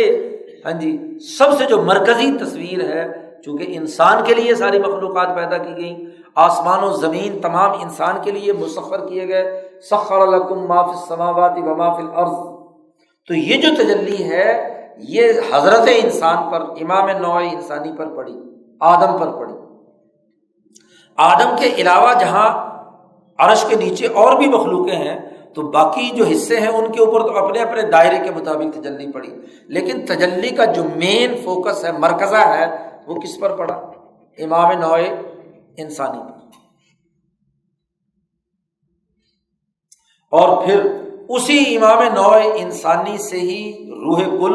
اور اسی روحوں سے کٹ کٹ کر روحیں زید، عمر، بکر، اس پوری کرۂ ارض میں جتنے انسان آتے چلے گئے، ان تمام انسانوں پر وہ تجلی کام کر رہی ہے، تو اس کی روح جو ہے اب حرکت میں ہے، یہ انسان وجود میں آیا ہے۔ مولانا سندھی کہتے ہیں یہاں جو نبی اکرم صلی اللہ علیہ وسلم نے جس صورت کو دیکھا ہے کہ انا بربی تبارک و تعالی فی احسن صورت، یہ وہ نور الہی ہے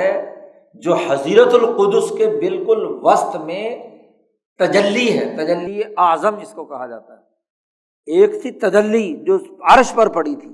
اور عرش سے آگے تحت العرش جو ہے حضرت القدس میں ہے، اس کو کہا جاتا ہے تجلی اعظم۔ تو یہ وہ صورت ہے جس کا مکالمہ نبی اکرم صلی اللہ علیہ وسلم کے ساتھ ہوا ہے۔ چونکہ انسان کے پاس جو بھی کچھ آ سکتا ہے وہ تحت العرش آ سکتا ہے، فوق العرش نہیں ہو سکتا۔ تو یہ جو تجلی آئی ہے یہ تحت العرش جس سے مکالمہ نبی اکرم صلی اللہ علیہ وسلم کا ہوا ہے۔ مولانا سندھی نے اس حدیث کی تشریح میں یہ بات بیان کی ہے کہ اس حدیث میں جو حضور نے دیکھا ہے وہ اس تجلی کو دیکھا ہے، اور یہی تجلی ہے جو حشر کے میدان میں مختلف لوگوں پر مختلف انداز میں اس کا ظہور ہوگا حضرت القدس کے اندر ہی۔ اور آخری تجلی اعظم یہ جو حضور کو تو یہی دنیا میں مشاہدہ ہوا، اس کا نماز کی حالت کے اندر ہوا ہے۔ باقی جو انسان جنتی ہیں ان کو جنت کے بھی آخری درجات میں وہ جو کہا جاتا ہے کہ ہر جمعے کو اللہ تبارک و تعالیٰ کی زیارت ہوگی، اور آخر میں جو زیارت ہے جس کی بڑی تفصیل بیان کی گئی ہے کہ اس سے بڑھ کر اللہ تبارک و تعالیٰ کی، وہ بھی اللہ کی تجلی ہی کی زیارت ہے۔ ذات تو وراء الورا ہے، مخلوقات کے دائرے سے بہت اونچی۔ اب دیکھیے کہ یہ تجلی فوق العرش والی تجلی کی نسبت سے تو اس کا عکس ہے، لیکن نیچے کی تمام تجلیات کے لیے یہ اصل ہے، نیچے کی تمام تجلیات کے لیے یہ اصل ہے۔ تو ذات باری تعالیٰ کی یہ تجلی جس کا محمد صلی اللہ علیہ وسلم سے مکالمہ ہوا ہے، یہ نبی اکرم صلی اللہ علیہ وسلم اور یا انسانوں کی نسبت سے اصل ہے، اس کو محض عکس نہیں کہا جا سکتا۔ یہ کیا ہے؟ صورت ہے۔ تو اسی لیے اللہ پاک کے بارے میں جو نبی اکرم صلی اللہ علیہ وسلم نے بات بیان کی ہے کہ اذن بربی تبارک و تعالیٰ فی احسن صورت، تو اب یہاں سارے سوالات اٹھ جاتے ہیں، کیونکہ ذات باری تعالیٰ کو احسن صورت تو دیکھنے کا امکان ہی نہیں ہے، کیونکہ دوسری آیت جو بتا رہی ہے وہ تو یہ ہے کہ لا تدرک الابصار، تمہاری آنکھیں اس کا ادراک نہیں کر سکتی۔ تو ذات کے ادراک کی بات نہیں ہو رہی یہاں، یہ تحت العرش جو تجلی اعظم ہے یہ اس کے ادراک اور مشاہدے کی بات ہو رہی ہے۔ اور یہی وہ تجلی ہے جو ایک طرف تو نبی اکرم صلی اللہ علیہ وسلم کے ساتھ یہ معاملہ کر رہی ہے، اور ایک وہ جو حدیث میں پیچھے بھی گزرا ہے کہ جی حشر کے میدان میں اللہ تعالیٰ کسی مومن کے کندھے پر ہاتھ رکھ کر اس سے پوچھے گا فلانا گناہ کیا، فلانا گناہ کیا، تو وہ بھی اسی تجلی کے مشابہ کوئی تجلی یا اسی کے ساتھ نسبت رکھنے والی ایک تجلی ہے جو کسی خاص مومن، اور ظاہر ہے کہ وہ مومن بھی کوئی بڑا انسان ہی ہوگا جس سے یہ سوال اور مکالمہ ہوگا، باقی عام لوگوں کی تو بات نہیں ہو رہی۔ بہرحال یہاں شاہ صاحب نے اس حدیث سے استدلال کیا ہے۔ الملأ الاعلیٰ کے لفظ کا بھی اصطلاح بھی شاہ صاحب اپنی نہیں لاتے، جو نبی اکرم صلی اللہ علیہ وسلم نے استعمال فرمائی ہے اسی کو شاہ صاحب نے یہاں عنوان قائم کر دیا۔ نمبر 4 اگلی حدیث، وقال رسول اللہ صلی اللہ علیہ وسلم، نبی اکرم صلی اللہ علیہ وسلم نے ارشاد فرمایا۔ امام مسلم یہ حدیث روایت کرتے ہیں کہ نبی اکرم صلی اللہ علیہ وسلم نے فرمایا ان اللہ اذا احب عبدا، جب اللہ تبارک و تعالیٰ کسی بندے کے ساتھ محبت کرتے ہیں تو دعا جبرائیل، تو جبرائیل علیہ السلام کو بلاتے ہیں، فقال، اور ان کو حکم دیتے ہیں کہ انی احب فلانا، میں فلاں آدمی سے محبت رکھتا ہوں، تم بھی اس سے محبت رکھو۔ قال، حضور صلی اللہ علیہ وسلم نے فرمایا فیحبہ جبرائیل، تو اس انسان سے جبرائیل محبت کرنے لگتے ہیں۔ پھر جبرائیل پورے آسمان میں اعلان کرتے ہیں، ینادی فی السماء فیقول، وہ اعلان کرتے ہیں کہ ان اللہ یحب فلانا فاحبوہ، اللہ تعالیٰ فلاں انسان سے محبت کرتے ہیں، لہذا تمام آسمانوں پر رہنے والے تمام فرشتے اس انسان سے محبت کریں۔ فیحبہ اہل السماء، تو وہ آسمان والے محبت کرنے لگ جاتے ہیں۔ ثم یوضع لہ القبول فی الارض، پھر وہ فرشتے نچلے کو حتیٰ کہ پورے کرۂ ارض پر اس کی قبولیت کا فیصلہ ہو جاتا ہے، لوگ اس کو قبولیت عطا کر دی جاتی ہے۔ ایسے ہی جب اللہ پاک کسی بندے سے ناراض ہوتے ہیں، ابغض عبدا، تو دعا جبرائیل، تو جبرائیل کو بلاتے ہیں اور فرماتے ہیں کہ میں فلانے بندے سے ناراض ہو گیا، مجھے اس سے بغض ہے، تم بھی اس سے بغض رکھو۔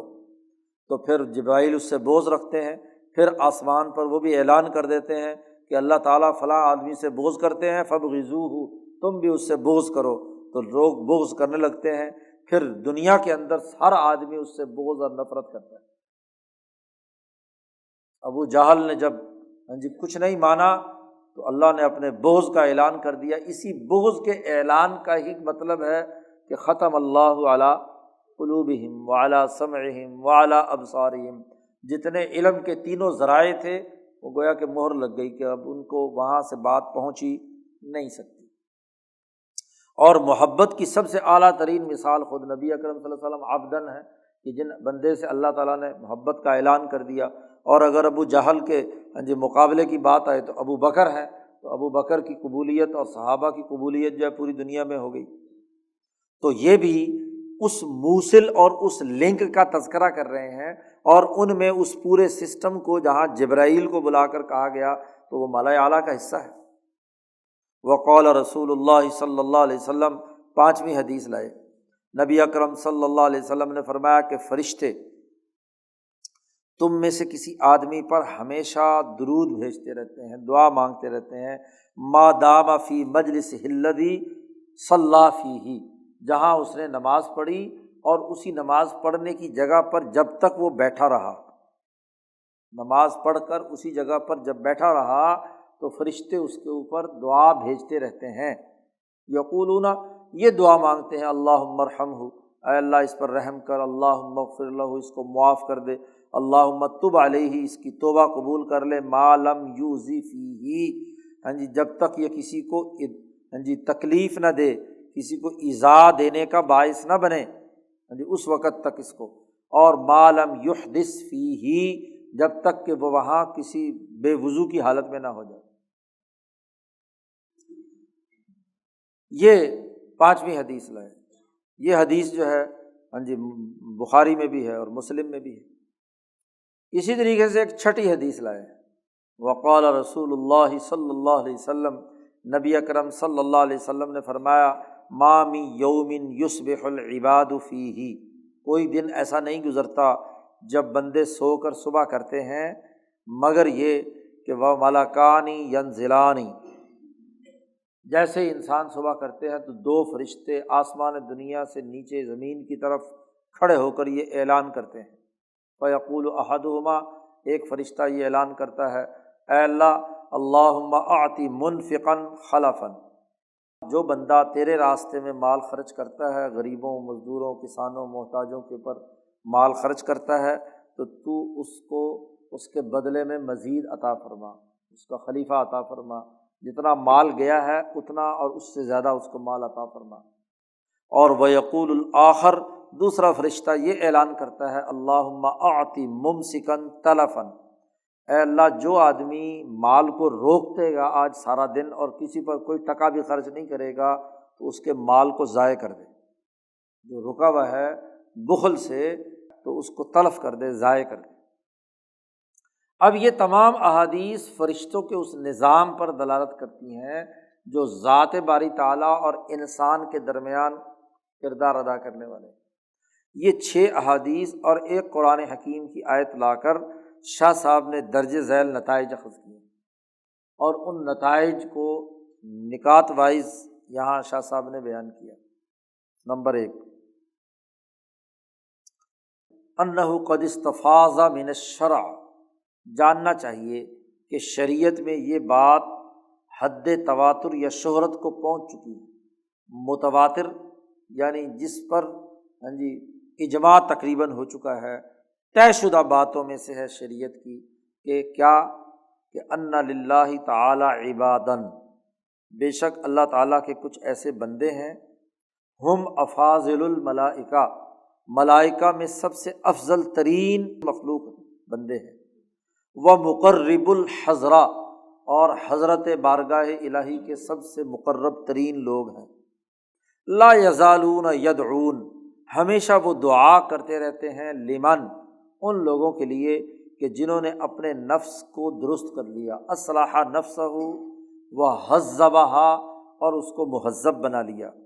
اور وسعی فی اصلاح الناس، اور انسانیت کی اصلاح اور فلاح و بہبود کے لیے جنہوں نے جد و جہد اور کوشش کی، وہ یہ دعا کرتے رہتے ہیں ان لوگوں کے لیے۔ اور وَيَكُونُ دُعَاؤُهُمْ ذَلِكَ، اور ان فرشتوں کی یہ دعا سبب بنتی ہے ان پر برکات کے نازل ہونے کا۔ کائنات کا نظام سبب و مسبب کے تحت چل رہا ہے، تو ان اسباب میں سے ایک سبب ان فرشتوں کا اللہ کے سامنے ان لوگوں کے لیے دعا کرنا ہے جنہوں نے اپنے نفس کو مہذب بنا کر انسانیت کی خدمت کے لیے کردار ادا کیا۔ اور وَيَلْعَنُونَ مَنْ عَصَى اللَّهَ تَعَالَى، اور وہ لعنت بھیجتے ہیں ان لوگوں پر کہ جنہوں نے اللہ تبارک و تعالیٰ کی نافرمانی کی، وسعا فی الفساد، اور زمین میں فساد مچایا، فساد فی الارض کے لیے کوشش کی انہوں نے۔ فیکون لعنہم، اور ان فرشتوں کی ایسے ظالم لوگوں پر لعنت یہی سبب بنتی ہے لوجود حسرت و ندامت فی نفس العامل، اس کام کرنے والے کی دل میں، روح میں دو مرض پیدا کرتی ہے۔ کیا؟ کہ اس کو حسرت اور شرمندگی اٹھانا پڑتی ہے۔ ہاں جی، وہ کہتا کاش کہ یہ وقت گزر گیا، جس کو قرآن نے ذکر کیا، یا حسرتا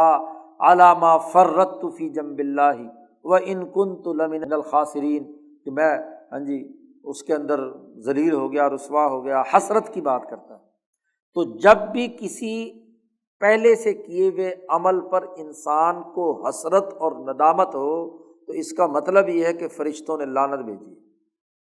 ان کی لعنت سبب بنتی ہے، خود انسان کا ضمیر اسے ملامت کرتا ہے، اس کے اندر اس کو ندامت اور حسرت پیدا ہوتی ہے۔ تو یہ حسرت اور ندامت کا پیدا ہونا یہ دراصل فرشتوں کی لعنت کا اثر ہوتا ہے۔ اور ایسے ہی وہ فرشتے جو اعلیٰ افاضل الملائکہ ہیں، وَإِلْہَامَاتٍ فی صدور الملأ السافل، کہ وہ الہامات کرتے ہیں نچلے درجے کے فرشتوں کے سینوں میں کہ ان یبغضوا ھذا المسیء، یہ جو گناہگار ہے اس سے بغض رکھو، اور وَیُسِیئوا الیہ، اور اس کو تکلیف پہنچاؤ، اس کو ایذا پہنچاؤ، اما فی الدنیا، اگر ممکن ہو دنیا میں تو دنیا میں سزا دو، اور اگر دنیا میں ممکن نہیں ہے تو اس کی بدعمالی کی سزا اس وقت ملے حین یتخفف عنہ جلباب بدنہ بالموت الطبیعی، جب طبعی موت آ جائے تو اس کے بدن کا جب پردہ اس سے چھین کر الگ کر دیا جائے تو اس وقت اس کی روح اور اس کے نفس کو اس کی سزا پہنچاؤ، تو یہ ان کو الہام ہوتا ہے۔ اب پہلا نقطہ شاہ صاحب نے واضح کر دیا کہ ان آیات اور احادیث سے یہ بات واضح ہوتی ہے کہ اللہ کے ایسے بندے ہیں جو ملائکہ میں سب سے افضل ترین ہیں، اللہ کے مقرب ہیں، اچھے لوگوں کے لیے دعا کرتے ہیں، برے لوگوں کے لیے بد دعا اور لعنت بھیجتے ہیں، نمبر ایک۔ نمبر دو، وَأَنَّهُمْ يَكُونُونَ السُّفَرَاءَ بَيْنَ اللَّهِ وَبَيْنَ عِبَادِهِ، اور یہ فرشتے اللہ اور اس کے بندوں کے درمیان سفیر ہیں، واسطہ ہے۔ سفیر جو دو کے درمیان معلومات کے تبادلے اور احکامات کے تبادلے کا واسطہ بنے، تو یہ سفراء ہے بین اللہ و بین عبادہ، اللہ کے بندوں کے درمیان۔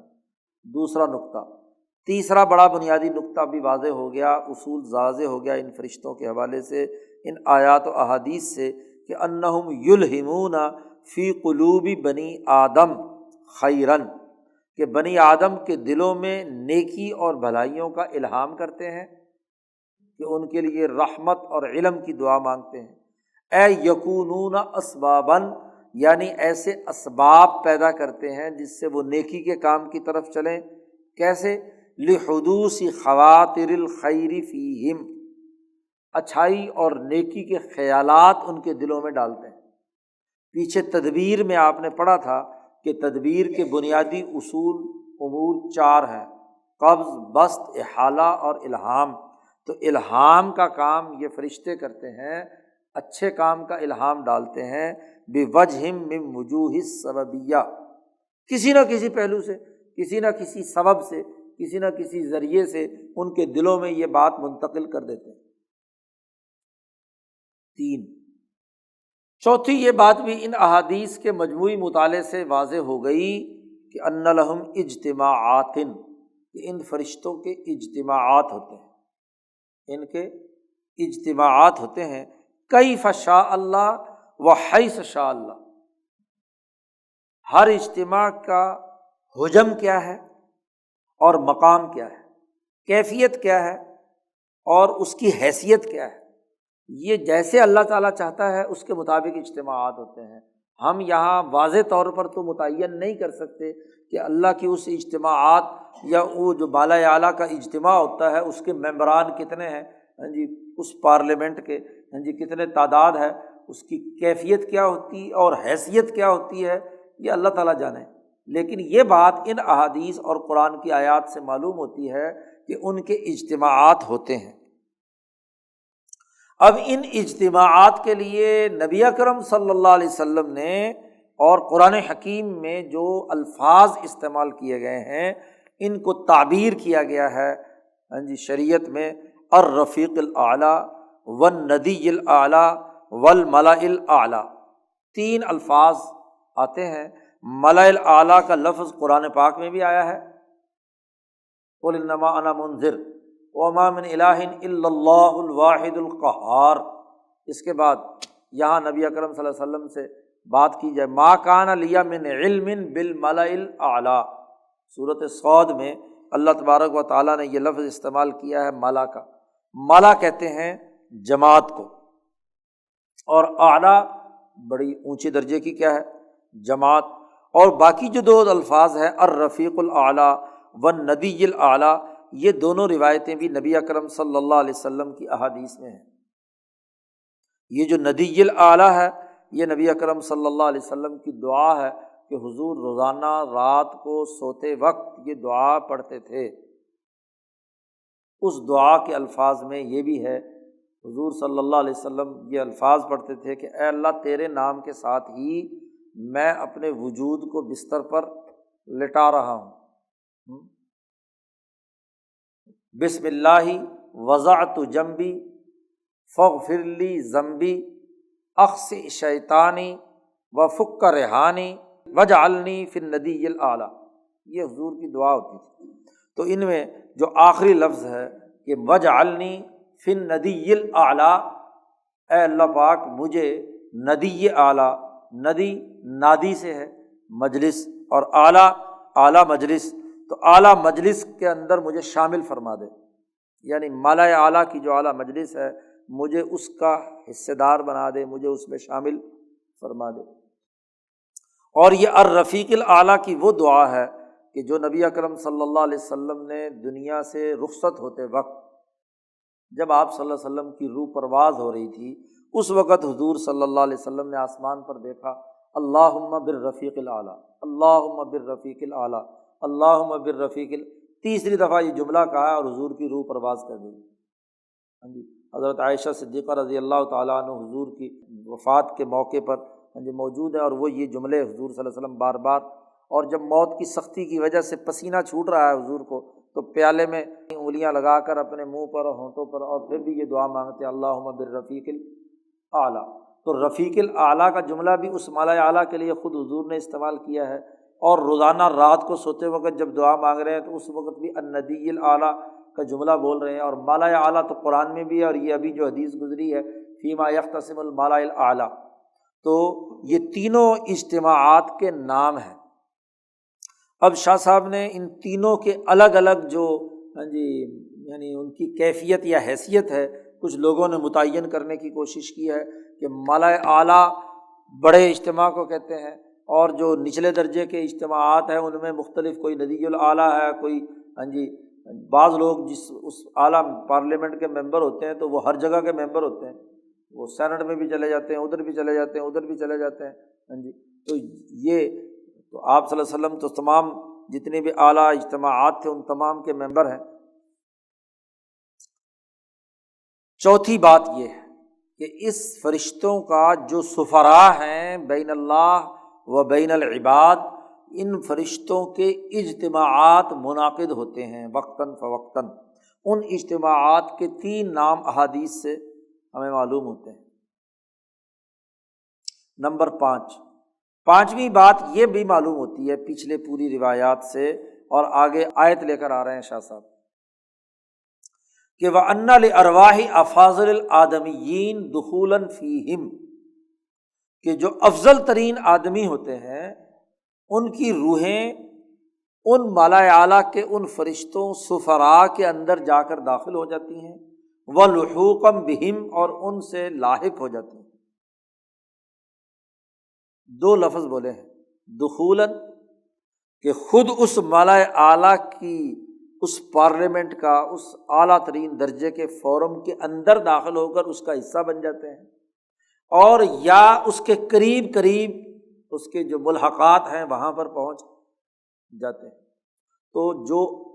اونچے درجے کے ہیں وہ تو دخولاً فیہم اس کا حصہ بن جاتے ہیں، اور جو کم درجے کے ہیں وہ لحوقاً فیہم۔ تو دونوں کا یہاں پر شاہ صاحب نے ایک آیت اور ایک حدیث لائے ہیں۔ قرآن پاک میں اللہ پاک نے فرمایا، سورۃ الفجر میں آپ سنتے ہیں، یا ایھا النفس المطمئنہ، انسان کا جو نفس مطمئنہ ہے اس کو پکار کر اللہ پاک فرمائیں گے، ارجعی الی ربک راضیۃ مرضیہ، ہاں جی، لوٹ جا اپنے رب کی طرف راضی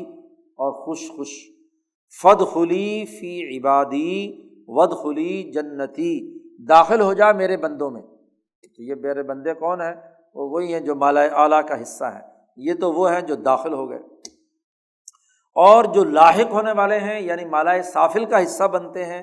اس کے بارے میں وقال رسول اللہ صلی اللہ علیہ وسلم، رسول اللہ صلی اللہ علیہ وسلم نے ارشاد فرمایا کہ رأیت جعفر بن ابی طالب ملکا یطیر فی الجنۃ مع الملائکہ بجناحین، میں نے حضرت جعفر بن ابی طالب کو، حضرت علی کے جو بھائی ہیں، ان کو یہ شہید ہوئے تھے ہاں جی ایک غزوہ میں، تو شہادت کے بعد حضور نے ان کو دیکھا کہ وہ فرشتہ بنے ہوئے ہیں، یعنی دنیا سے جانے کے بعد ان کی روح ایک فرشتے کی روپ میں ہے، اور وہ اڑتے پھر رہے ہیں جنت میں فرشتوں کے ساتھ، اپنے دو پروں کے ساتھ، جیسے فرشتوں کے پر ہیں ایسے ان کے بھی پر ہیں، اور یہ اڑ رہے ہیں سبز پرندوں کی شکل میں۔ تو گویا کہ یہ لحوقاً ملائے سافل کے فرشتوں کے ساتھ ہیں، اور پہلے والے جو اعلیٰ ترین درجے کے انسان ہیں اور وہ فادخلی فی عبادی، وہ وہاں داخل ہو گئے۔ تو شاہ صاحب نے کہا پانچویں بات یہ بات ظاہر ہوئی۔ نمبر 6، چھٹی یہ بات ظاہر ہوئی کہ وَأَنَّ هُنَالِكَ يَنزِلُ الْقَضَاءُ، کہ وہ جو مالائے اعلیٰ ہے، وہ اجتماع جو ہے، اللہ کا جو سب سے پہلا فیصلہ ہوتا ہے وہ وہاں آتا ہے، سب سے پہلے قضا وہاں آتی ہے، اور پھر وہاں سے ہی وہ تمام کام دنیا کے اندر متعین ہو کر پھیلتے ہیں۔ وَيَتَعَيَّنُ الْأَمْرُ الْمُشَارُ إِلَيْهِ، جس کی طرف اللہ نے اشارہ فرمایا ہے اس آیت میں کہ فِيهَا يُفْرَقُ كُلُّ أَمْرٍ حَكِيمٍ، کہ وہ ایک ایسا مقام ہے کہ جہاں سے تمام احکامات جو اللہ نے جاری کیے ہیں دنیا میں تقسیم کیے جاتے ہیں۔ تو گویا کہ وہ ایک ایسا اجتماع ہے جس میں تمام احکامات سب سے پہلے آتے ہیں، گویا کہ وہ سیکریٹریٹ ہے اس پورے کائنات کا، جہاں سے تمام احکامات نیچے جہاں جہاں جس چیز سے متعلق ہوتے ہیں دنیا میں منتقل ہو جاتے ہیں۔ یہ چھ امور یہ ہو گئے، اور ساتواں ایک اور پہلو بھی ہے کہ جب یہاں سے احکامات اور قضا جاری ہوتی ہے تو انسانوں کو قوانین اور ضابطوں کا پابند کرنے کے لیے جو شریعت یا قانون دنیا میں نازل ہوتا ہے، وہ قانون اسی پارلیمنٹ کا منظور کردہ ہوتا ہے۔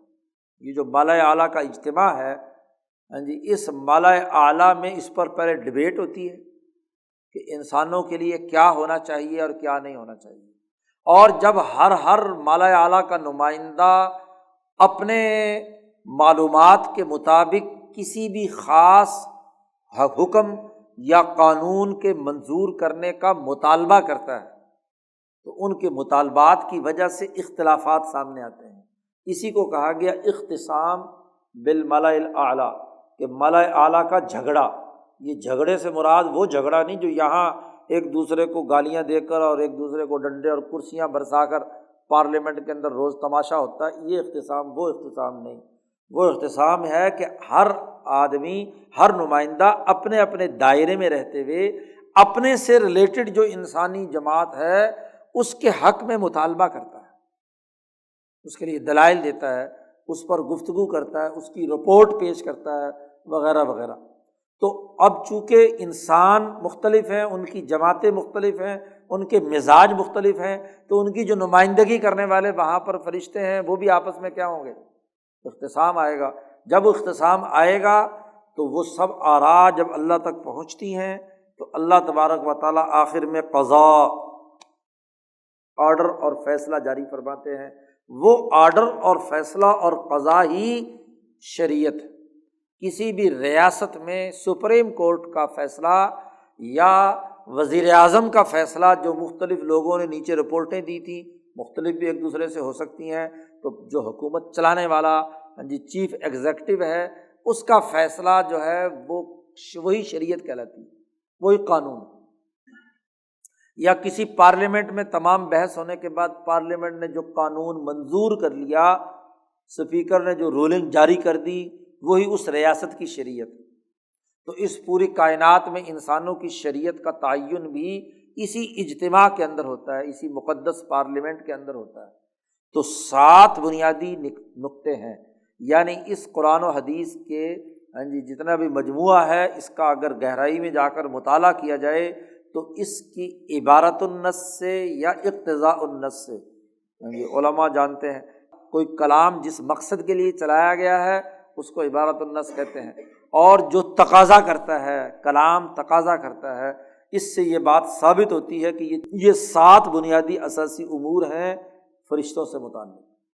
مالا اعلیٰ سے متعلق۔ یہ 7 بنیادی نقطے معلوم ہو تو مالا اعلیٰ کی جو کارکردگی ہے، اس کا کام ہے، اس کی نوعیت ہے، وہ بالکل واضح ہو جاتی ہے۔ اب یہاں مالا اعلیٰ کا لفظ استعمال کیا گیا، فرشتے کا لفظ استعمال کیا گیا۔ فرشتوں کے یا الملک کی تشریح میں بڑی تفصیلی اور بہترین گفتگو امام شاہ ولی اللہ دہلوی نے لمحات میں کی ہے، اور لمحات چونکہ فلسفیوں کو یہ فکر اور نظریہ سمجھانے کے تناظر میں ہے، تو اسی انداز میں شاہ صاحب نے وہاں گفتگو کی ہے۔ وہاں کوئی قرآن کی آیت نہیں لائے، وہاں خالصتاً عقلی بنیادوں پر ان کے جو گفتگو کرنے کا، مکالمے کا انداز ہے، ان کے جو دلائل کا طریقہ کار ہے، اس طریقہ کار کے مطابق وہاں شاہ صاحب نے فرشتے کی حقیقت سمجھائی ہے کہ فرشتہ کسے کہتے ہیں، ملائکہ کیا ہے۔ تو یہاں چونکہ حجت اللہ قرآن و حدیث کے تناظر میں بات کو سمجھانے کے حوالے سے ہے، تو آیات اور احادیث سے ان بنیادی چیزوں کو شاہ صاحب نے سمجھا دیا کہ مالا اعلیٰ کی بنیادی حقیقت یہ ہے۔ باقی رہا کہ آگے مالا اعلیٰ کے کام اور کارکردگیاں کیا ہیں، یہ انشاءاللہ پھر آئندہ پڑھیں گے۔ اللہ